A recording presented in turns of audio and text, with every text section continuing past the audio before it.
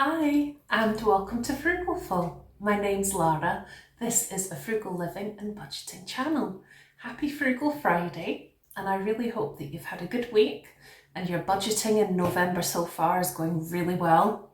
If you're doing any decluttering, I also hope that's going really well, and would love to hear more about your frugal journey in the comments below.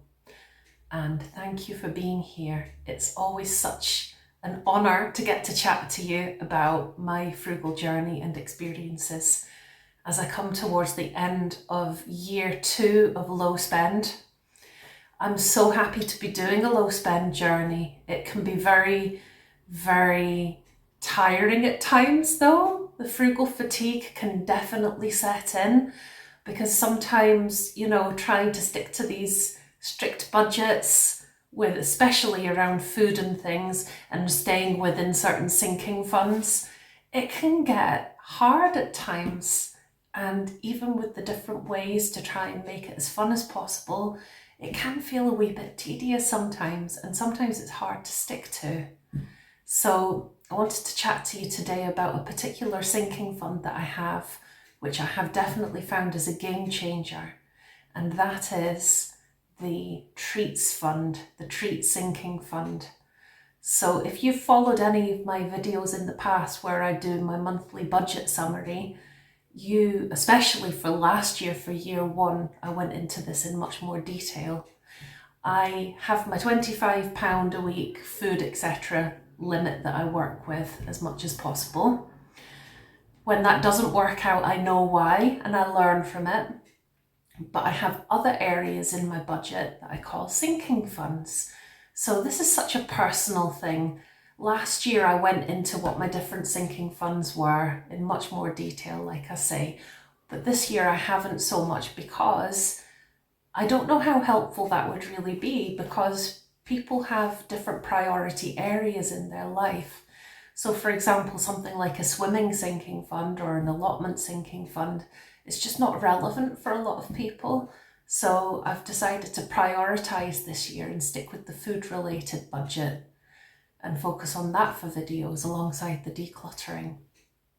With sinking funds, I have certain categories in my life where I like to try and budget accordingly, whether that be try to plan ahead for a goal, like putting a bit away for Bella for the vets, so that there's the money for her annual vet's checkup each year when it comes round. It's not for a long time yet. Or, for example, it could be something on a month-by-month basis, so a little bit of sort of pocket money for socialising or this sort of thing. At the moment, I've decided not to do sinking funds, and I'm just going to monitor the amount I've spent on these different areas in my life when I get to the end of the year or the beginning of next year. I'm going to have a look and I'm going to sit down at some point and go through everything that I've identified I want to bring forward into 2026 as a priority sinking fund area. So for example, socialising, a holiday fund, what else? Treats fund is a biggie. Have certain things, work out what I spent in the second half of this year. So I've had a kind of 6-month gap where I'm just being as sensible as possible, but not having an allotted amount. And then I'm going to work out how much I spent over that 6 months, figure out how I want to cut back and how much I want to cut back, and figure out what a realistic, sensible monthly amount would be to give myself in these sinking fund categories going forward. So I'll be reevaluating, reassessing and re-implementing the sinking funds in the new year. But the treats fund, I don't know yet how much it will be, probably more than I used to give myself. I used to give myself £15 a month. I'm hoping it can still be that, but I'm going to have a really realistic look at my spending on the treats fund over the last 6 months and work out, or what would be the treats fund, and work out what's a realistic amount. Because having a treats fund is a great thing for staying on track with budgeting, but only if it's realistic. Because the whole idea of the treats fund is to help avoid blowing the budget due to frugal fatigue. Even with the best of intentions and being very diligent, being very dedicated and very motivated, anybody who's on a long-term frugal journey can, from time to time, maybe have a bad day or maybe feel that there's something really special that they want to do.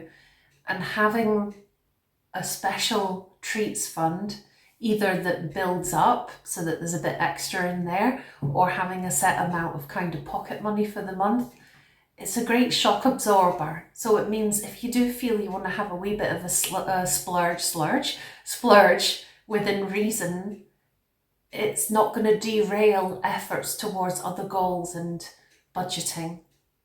And it just helps make things more achievable. It's like, and I'm not speaking from a position of being great at this. It's an area of life I need to work on. But say, for example, if someone's on a weight loss journey and they are like eating really well, doing all the things, every now and again being able to build in a small treat that's not going to derail things helps with motivation and staying on track. And I feel like it's very similar with this. So I'll give you an example about having a treats fund and how that can be so helpful. This week was quite a difficult week for me with things on my mind, feeling very tired, feeling pretty stressed out, feeling quite run down, and I was feeling a bit rubbish. I had an appointment, and when I left there, rather than carry on with all my tasks I was doing that day, I decided that I would pop in, have a walk and pop into a shop I like called TK Maxx. TK Maxx is somewhere where if I go in there and just do a little bit of window shopping, I find that quite relaxing, and I like that because it gives me a bit of creative inspiration. Like, I'll very often not buy anything if I go in there. I just like to look and have a bit of inspiration and get some ideas. But I do like to check out the sale every now and then too. But I didn't have any intentions of spending any money in there. I just thought, while I'm in the area, I'll have a walkabout in there and just see what inspiration there is. But I did end up buying something as a treat. But because of spending within sensible parameters for a treats fund, it meant that I could do it on a budget and in a sensible way that wasn't going to derail with budgeting in general, but still feels like a treat. And it's been done in an intentional way. It's not just been buying something pointless or silly. It's buying something that's actually going to help support my other goals around being healthier and cutting back on caffeine and being more hydrated. So I saw this very lovely little glass cup with a cat on it. As you know, I love cats, having Bella. It's really nice, a glass tumbler. It's got the straw part, a glass straw at the top, so it's good for the environment from that point of view. Easy to wash. And it was in the sale for £2. So, you know, £2, I could have bought a snack for £2 or a bottle of juice or something. But with this, I can bring my own juice and that will recoup the money straight away. And I think that was £2 well spent. So I'm very happy with that. And that's perfectly reasonable to me as a little treat. It's not like I'm blowing the budget and spending a huge amount, but it's just a little way to have a boost and stay on track.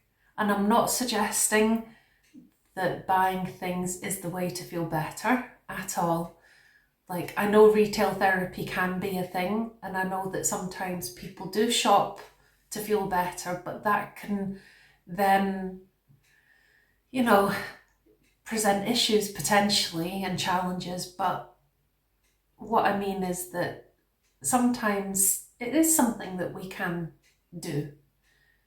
It's like, we're only human. And I know for me, sometimes it does give me a wee boost if I go to the charity shop or something, or I buy something in the sale. And I know that I'm pretty good most of the time that I don't do that, but every now and then it is nice to have a wee treat.